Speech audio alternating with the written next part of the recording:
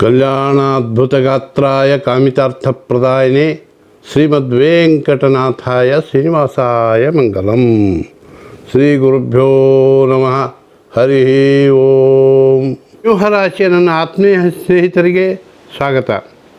July ತಿಂಗಳ ನಿಮ್ಮ ರಾಶಿ ಭವಿಷ್ಯವನ್ನು ಫಲಗಳನ್ನು ಕುರಿತು ತಿಳಿಸುವುದಾದರೆ, ನಿಮಗೆ 10ನೇ ಸ್ಥಾನದಲ್ಲಿ ಗುರು ಶುಭಕರನಾಗಿದ್ದು, ಜೊತೆಗೆ ದಿನಾಂಕ 12ರಂದು ನಿಮ್ಮ ಉಚ್ಚ ಸ್ಥಾನಾಧಿಪತಿಯಾದಂತಹ ಮಂಗಳನೂ ಬರೋದರಿಂದ ನಿಮ್ಮ ಎಲ್ಲ ಕಾರ್ಯಗಳಿಗೆ ಒಂದು ಜಯ ಆಗ್ತದೆ.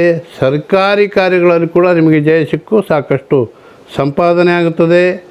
ಅಲ್ಲದೆ ದಿನಾಂಕ 16ರಂದು ಸೂರ್ಯಗ್ರಹ, ನಿಮ್ಮ ರಾಶಿಯಾಧಿಪತಿಯಾದಂತಹ ಸೂರ್ಯಗ್ರಹ 12ನೇ ಸ್ಥಾನಕ್ಕೆ ಬರೋದ್ರಿಂದ ನಿಮಗೆ ವರ್ಗಾವಣೆ ಅಥವಾ ಬಡ್ತಿ ಸಿಗುವಂತಹ ಒಂದು ಚಾನ್ಸಸ್ ಕಂಡುಬರುತ್ತದೆ. ಬುಧ ದಿನಾಂಕ 19ರಂದು ನಿಮ್ಮ ರಾಶಿಗೆ ಪ್ರವೇಶ ಮಾಡೋದ್ರಿಂದ ನಿಮಗೆ ರಿಯಲ್ ಎಸ್ಟೇಟ್, ರಾಜಕೀಯ ವಿಚಾರಗಳಲ್ಲಿ ಹೆಚ್ಚಿನ ಪ್ರಗತಿ ಹಾಗೂ ಲಾಭವನ್ನು ನೀಡುತ್ತಾರೆ. ಕಾರಣ, ನೀವಿನ್ನೂ ನನ್ನ ಯೂಟ್ಯೂಬ್ ಚಾನಲ್ಗೆ ಸಬ್ಸ್ಕ್ರೈಬ್ ಆಗಿಲ್ಲದ್ರೆ ದಯವಿಟ್ಟು ಸಬ್ಸ್ಕ್ರೈಬ್ ಮಾಡಿಕೊಡ್ರಿ ಮತ್ತು ಪ್ರತಿ ತಿಂಗಳ ಅಪ್ಡೇಟ್ಗಳು ನಿಮಗೆ ತಲುಪುತ್ತವೆ. ಬಂಧುಗಳೇ, ಈ ತಿಂಗಳಲ್ಲಿ ಶನಿ 7ನೇ ಸ್ಥಾನದಿಂದ ವಕ್ರಿಯಾಗಿ ಶುಭಕರವಾದಂತಹ 6ನೇ ಸ್ಥಾನವಾದ ಮಕರ ರಾಶಿಯನ್ನು ವೀಕ್ಷಿಸ್ತಿರೋದ್ರಿಂದ ನಿಮ್ಮ ಎಲ್ಲ ಒಂದು ಕೆಲಸ ಕಾರ್ಯಗಳಲ್ಲಿ ಜಯ ಸಿಗುತ್ತದೆ ಮತ್ತು ವಿಶೇಷ ಕಾರ್ಯಜಯ ಹಾಗೂ ಧನಲಾಭಗಳು ಉಂಟಾಗುತ್ತವೆ.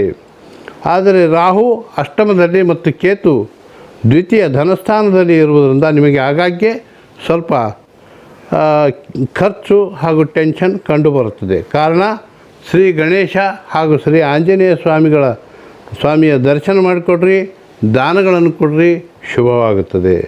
ನಿಮಗೆ ಮಂಗಳವಾರ, ರವಿವಾರ, ಬುಧವಾರ ಅದೃಷ್ಟದ ದಿನಗಳು ಮತ್ತು ದಿನಾಂಕ 5, 6, 9, 10, 11, 14ರಿಂದ 16, 21ರಿಂದ 24 ನಿಮಗೆ ಶುಭ ದಿನಗಳು.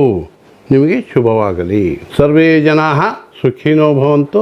ಸಮಸ್ತ ಸನ್ಮಂಗಲಾನಿ ಭವಂತು.